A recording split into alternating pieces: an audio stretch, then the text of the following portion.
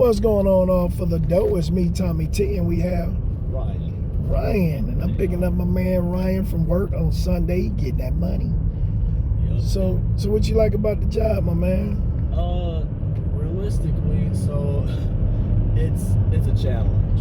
Is it? So junk removal is not really for the faint of heart, and it's definitely not for the weak.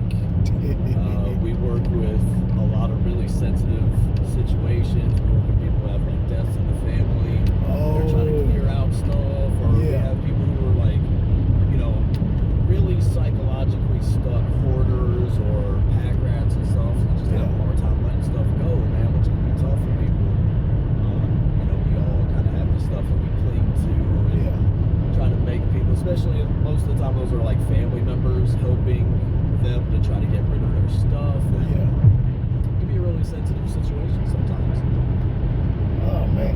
So what's the longest job y'all ever had to do in one spot?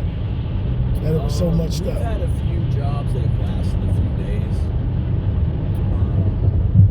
Most of the time there's a more commercial style jobs, but we have had bigger like residential cleanouts that did last a couple days. Okay.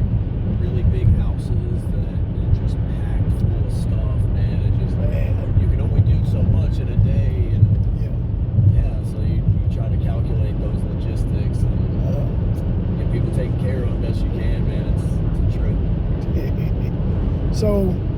So I know y'all run across treasure then. Like, man, this gotta be old.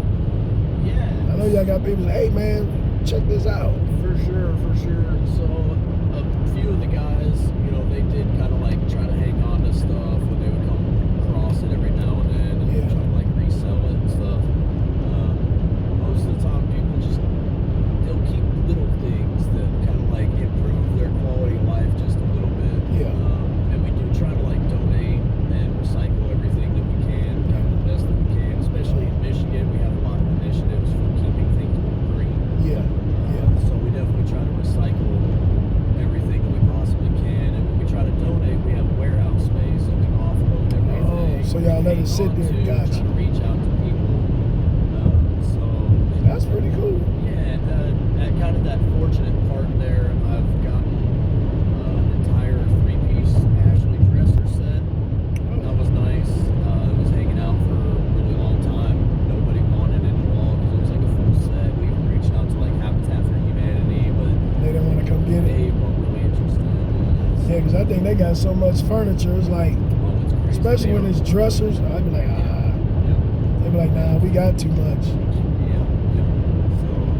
there's little perks to it here and there, getting little things and stuff. Usually I'll try not to be too frivolous about it. So is it, because what I'm visioning is what they have on TV.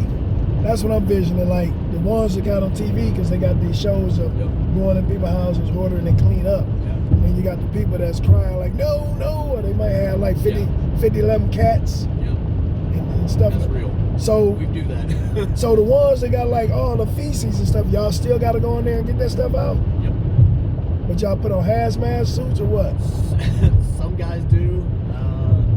I'm pretty tolerant of tough situations like that. And so at most I might do a respirator, but I have glasses, so like that's kind of tough. Falling up, I hate that. A lot of times you just try to thug it out and hope for the best, really, because it's you try to be polite for these people too. Like, try not to walk into a situation and make them feel bad. Feel bad that they're in that condition, right? Because it's like it is kind of their fault, but it's not always entirely their fault. See, I couldn't work for them, man. I'd probably get fired the first day, man. We go in there and she be crying. I'd be like, what you crying for?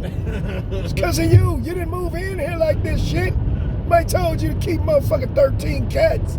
You keep 13 cats, you need what? You need 13 places for them to shit. It's true though, man. Getting crying for.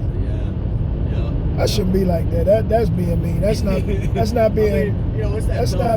being sensitive to their needs. Right, but I watch it on TV, man, and I be feeling for some of them. I'm like, when I first watched it, I said, you need to get all that shit out of there. But then I started watching it more, I'm like, I understand now. Because the lady or man will start explaining why I got like that, and you be like, okay. Depression or I'm like, okay, That's sad. What we're doing, like we get to sit there and talk with them too about everything. It's like, well, how long has this stuff been here? Yeah. Oh, I don't even know. It's been years. Like, how long have you lived at the house? Oh, I've lived here for about 30, 40 years. Stuff's been here since I moved in. Oh. And it's like, oh, so this has all been accumulating this whole time. Like, and it really shines a light on kind of the human psychology behind some people, of that stuff too, man. And you get, I ain't gonna say everybody. I'm gonna say 75% of people got stuff that they keep that other people like that's fucking junk. But to us, just like newspaper clippings, some people like, man, that's trash. But to a collector, the older the newspaper is, the more money you can get, or the more antique it is. It ain't no different than somebody putting up plates from you putting up cars. Vintage cars. It's the same thing. Really is. Everybody got their own taste of what they order.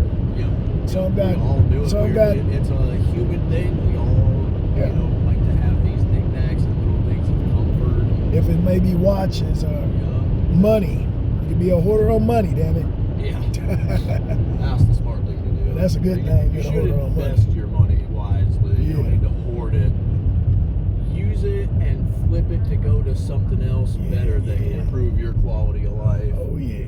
Goodness, that's the real goal there. So we almost to your destination, my man. Anybody you want to give a shout out to? Say hi, bye. Want to let them know where you work at, what y'all come through, and give them a quote on Man, how much they might charge to do it, or I want what? to shout out our entire team over here at GR, man. This shit's wild. We've had some changes in like who's kind of running stuff, and we got a new GM in. Shout out to the old GM, JP. Yep, that's right, you. He definitely helped us get to kind of where we're at now and really like push the culture that we have, and it's kind of left a good taste in our mouths to be able to like really strive for that community that we have at work. Like, we're all really tight. We joke around all the time. We get our work done. Like, if we have to go kind of dad mode on each other and like, hey, look, like, we can't be doing this shit. Like, we understand each other. We respect each other enough to take each other's advice and criticisms, like that kind of stuff. So, man, I'd really like to shout out now, honestly, because it's been an intense ride, man. But like, we all work to get that quality of life at work, right? Gotcha. Like, it's not one person that's making everything go. We all put in that effort to make everything work out, man. Teamwork make the dream work. Ooh, that's for real though. The only person that said there's no I in team, but he sure said it's a me in that motherfucker. Kobe Bean Bryant. When Shaq was saying there ain't no I in team, he said there's a me in that motherfucker. Yeah. So we out. Peace.